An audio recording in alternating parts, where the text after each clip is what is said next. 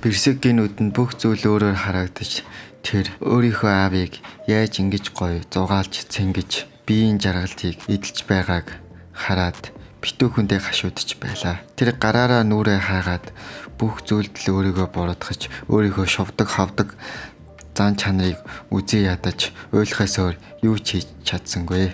Маргааш болж хааны өргөөнд хаан болох Лимбос зарлиг гаргаж байлаа. Тэр сэлмийн багш Гэлмаа хоёрыг дуудаж авчирнгуудаа та нар бүгдээрээ явж энэ тэнд зар түгээ ард иргэд бүгдээрээ л бослог гаргаж магадгүй. Тийм болохоор миний нэр сүрийг бариад аль болох бүх зүйлийг тогтвортой байлгаадах гэж мань хоёрт тушаал өгдөг.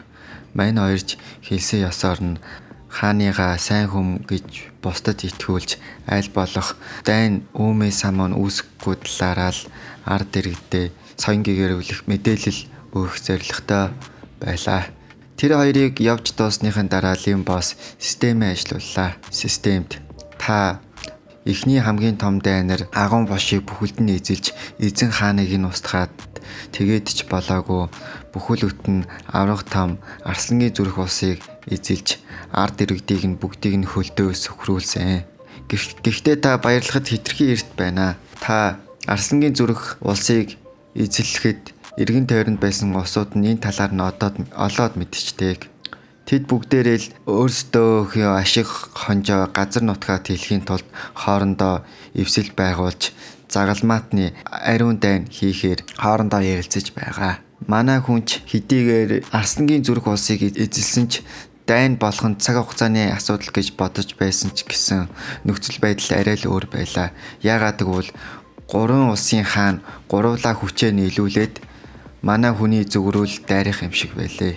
Лимбосын хэдий хүч хөлс баасан цоож байсан ч гэсэн мань хүнч угаасаа юунаас нь яах вэ? Бүхэл бүтэн хоёр том дайнд ялчж байгаагаа юм чинь. Тэрч олон юм бодлого өөртөө нэлээд итгэлтэй байлаа. Систем дараа нь түүнд 3 зүйл үзүүлдэг.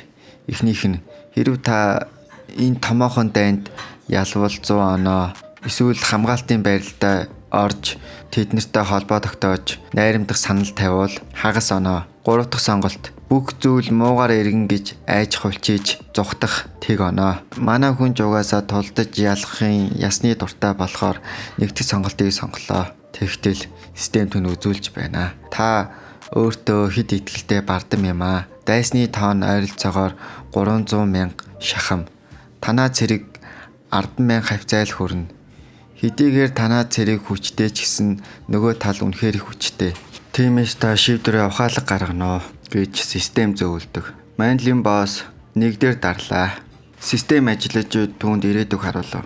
Системд тэрээр та агуу их загалмаатны дайн хийсэн. Гэхдээ дайсны тал нэлээд хүчтэй байсан. Сэлмийн багшийн төвшнөөс давхаар тийм амар хүчтэй элит цэргүүд эсрэг талд ч байсан. Тааж тулаанд ялагдаж асрыг хохирол амсаж энэ тэнд байсан бүх гоблинууд чинь таран унж таны мөрөөдлийн гоблины эзэнт гүрэн чинь багаар нуурж эхлээд эцэстээ юу ч хүү болно. Систем ихэвчлээ 4 өдрийн дараах уйлуу шилжлээ. Мань Лимбос зүгээр энгийн тулаанд барахгүйгээ мэдсэн бололтой хин нэгнээс тусламж авахар бэлдэж байлаа. Дөрөв солигдож алс хоолын хаан нэгтээ аврах том хаант улсыг заадаг. Тэр хаант улс дотор амар урт гулжижсэн ширээн дээр баахан хүмүүс л хоол унд идэж тусалж байлаа. Хажуу талд нь юу ч идэхгүй ном уншаа сууж байгаа эмэгтэй болвол гоо үзэсдэнгийн дагин Сэлья. Цэвэр ариун охин гэж ойлгочиход болно доо. Харин нөгөө хоёр талд хоёр хааныг танилцуулнаа. Эхний хаан бол Гээлборт, хоёр дахь нь Гээлбос. Энэ хоёр ах トゥ хаадууд л юм шигэлээ. Нэг нь тарган нөгөөх нь туранхай. Зүгээр дэлгэр дэлбэ гээл дуудаа явчих дөө. Дэлгэр дэлбэч хоёр хажуу талдаа хүүхэн дагуулсан станерэ хоол цосолж байна. Тэгснэ зүгээр байсангүй. Сэлэнгээр шунлын нүдээр хараад байлаа. Түүний тойхон бие ариун нандин гэдгийг нь хот битгийл дэлхийд даяар л мэдэн. Түүний үзэсгэлэн царайг харж тэсэлгүй Дэлгэр хаан инээд алдсан байдалтай Мирсэр сэйтэй хаяад байна. Та үнэхээр гоё юм аа. Хатагтай Болж өгвөл би таныг хөлний чи улнаас чи авахуулаад толгойн чи үзүр хүртэл сайхан долоож гарах юмсан. Бэлхүүсэл ажиллаад унлаа. Энэ ёс бус бүдүүлэг байдлыг сонсож байсан 3 дахь хаан болох Эдвард та нар загалмаатны аян дан ярьж байгаа болохоос юун хачин бөхс бөөрний юм яриад байгаа юм бэ? Тэлээс энэ сэлэнгээ чи миний хайрлж хүндэлж явдаг багш. Сэлэнгээ багштай ийм ёс зүйгүй авирлахгүй байгаасаа гэж би хүсэж байна гэж хоёр хаанд хэлдэг. Мань хоёрч нэг юм хэлсэнгүй. Ингээд тэднэрээ дайны төлгөөгөө ярилцаж сэлэнгээ багш бид нэрээ одоо энэ гоблинуудын үүр уурхайг олж илрүүлэхгүй бол одоо бүр нөхцөл байдал хэцүүдэж байна. Тэд нар бүр аимшигтай хурдан хүсэж өөрчлөгдөж байна. Анх агуун бошиг дайсан одоо манай хуучин хөрш болох Арсангийн зүрх усыг эзэлчлээ. Бөөнөрөө 3 талаасаа хүчээ нийлүүлээд нэг дайралтаар бут цохоод бүгдийг нь дуусгаж ялъя. Ингээд тэгээд наад хаан тулсаж эзлээд бидэнд ямар ашиг байдсан бэ? Ер нь шагнал магнал байгаа мó сэлэнгээ гэж хэлвэ. Сэлэнгээч аль болох ив найрамдалтай байхыг хичээж дуртай дургу. Тэгээд чи яг юу хүсэж байгаа юм бэ гэж хаанаас асуувал энэ их амархан л та чи зүгээр л надад вина хонглоод өгчих болохгүй юу гэж илт айлгуудчих байна. Тэсгэл нь алдарсан Эрдэнэ хаан ууртаагаар ширээ хүчтэй зохиод та нар чи ямар ядаргаатай хүмүүсээ би та нарт хэлээд байж тээ. Миний багш руу битгий сэтэ хаяад бэ. Дахиж сэтэ хаяад байгаад би зүгээр өнгөрч чадахгүй шүү гэж мань хоёрт сануулж хэлэхэд мань хоёрч угаасаа айж сандарсан байдалтай битгий уралдаа өгшөө. Бид хоёрын хажуу зөндөө гоё охтууд байна. Би зүгээр л наргиж тоглосон юм гэсээр мань хидэж маазарч байхаа болоод дайны төлгөө гаргаад агуу их загалмаатны дайныг эхлүүлэхээр болвоо. Дөрөс солигдож бүх зүйл манай хиддээр шилжнэ. Хаан тусын ордны хан хавцаа явдаг ясыг бэхэлсэн байлаа. Ууралж ундуудсан явдаг яс ууртаагаар за муусын авалгаачуд минь яагаад намайг энд хүлж байгаа юм бэ? Намайг энд хүлээд ямар ашигтай байгаа юм бэ гэж Лим боссоос ууртайхан асуудаг. Лим босс ч зүгээр хүлээгүй байлаа. Нэм бол сэтгэл зүйн дайралт.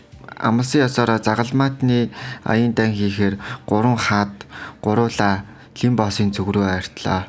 Хоёр хаан хоёулаа хүүхэн дээр мордод гарцсан унаад явж байлаа. Харин бусдаас арай ухаалаг ёс зүйтэй хаан нь морь унтсан жинхэнэ загалмаатны ёсоор Лим боссын өдөөс хараад байж байдаг. Лим боссод айсан шинж байсангүй.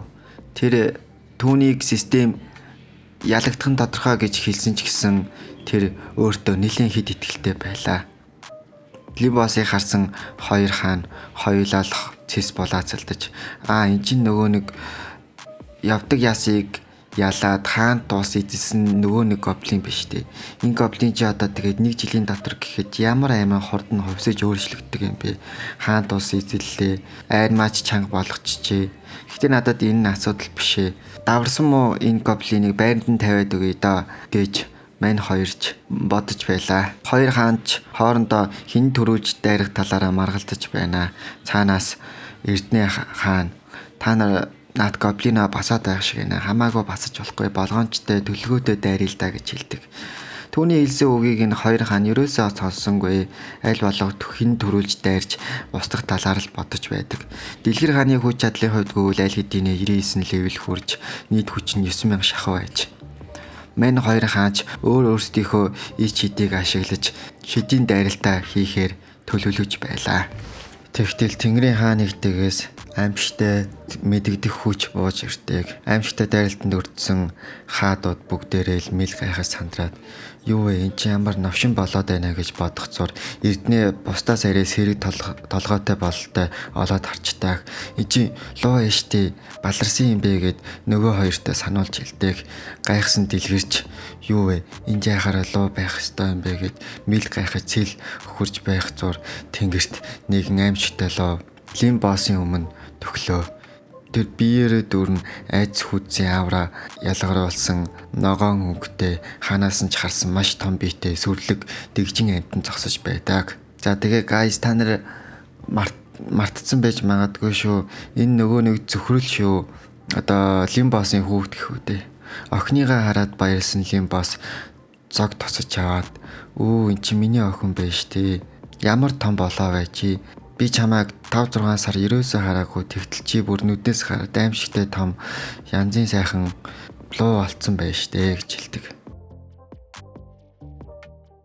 Цөхрөл ганцаараа ирээгүй байла. Тэр араасаа эртний хамгийн хүчрхэг луу болох цахилгаан луу маш их дайны туршлагатай биеэрээ дөрвөн соривт гээд хоёр топ төвшний луу араасаа дагуулж ирсэн байдаг. Харин дайсны цэргүүд бүгдээрээ л гайхшраад өмдөндөө шээж баах нь холгүй л гайхширч байлаа. Учир нь түүний харсан луунууд болвол 9-10 жилийн өмнө хүмүүст аимшигтай гай зовлон учруулсан эртний домог төрлийн луу гэж хэлэхэд болно.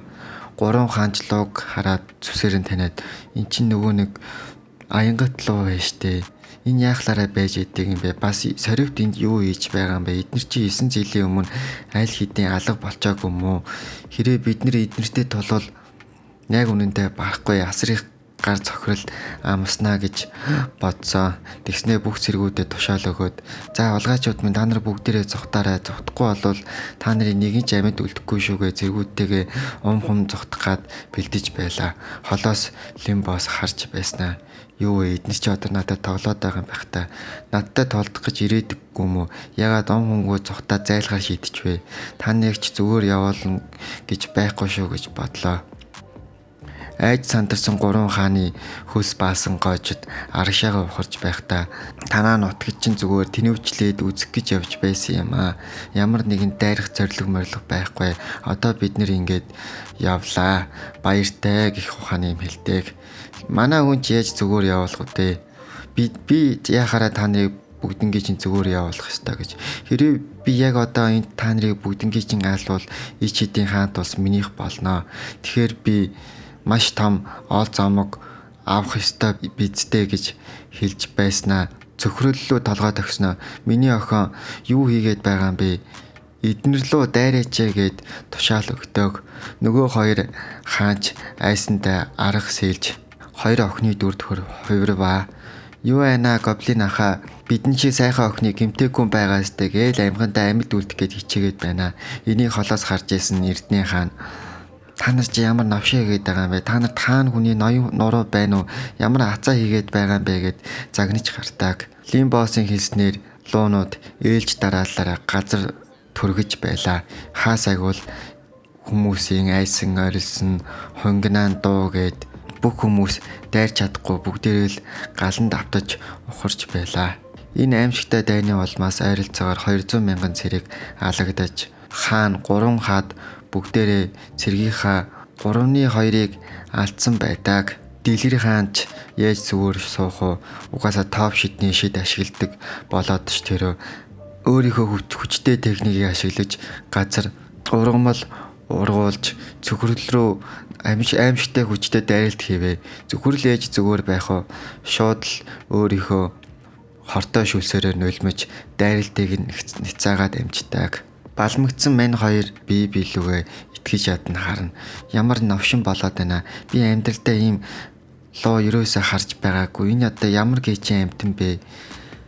Ийм хачин луу байдсан байх та гэж бодож байх үед ахын дүүгөө загнаад чи яасан ядаргаатай юм бэ?